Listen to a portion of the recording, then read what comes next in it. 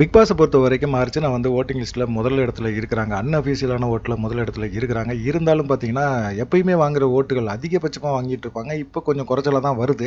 அர்ச்சனாவுக்கு ஓட்டு போட்டால் ஓட்டிங் மிஷினில் பிளாக் ஆகுது அப்படிங்கிற மாதிரி தான் சொல்கிறாங்க. சரி இருந்தாலும் பார்க்கலாம்.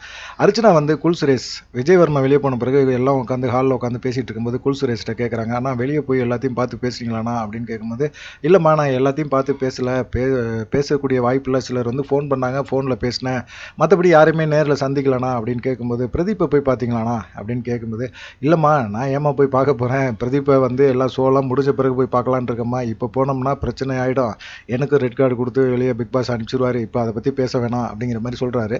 எப்படிண்ணா பிரதீப் ரெட் கார்டு கொடுத்த விஷயத்த மக்கள் எப்படி பார்க்குறாங்க அப்படின்னா, மக்கள் என்ன விரும்புவாங்களா, பயங்கர காண்டில் இருக்காங்க, ஐயோ இதெல்லாம் நான் சொல்லக்கூடாதுமா அப்படிங்கிற மாதிரி அவரும் பேசிகிட்டு இருக்காரு.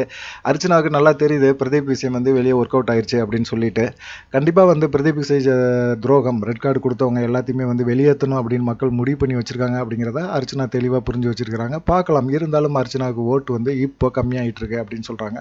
என்ன நடக்க போகுது அப்படிங்கிறத நீங்கள் தான் சொல்லணும். நன்றி, வணக்கம்.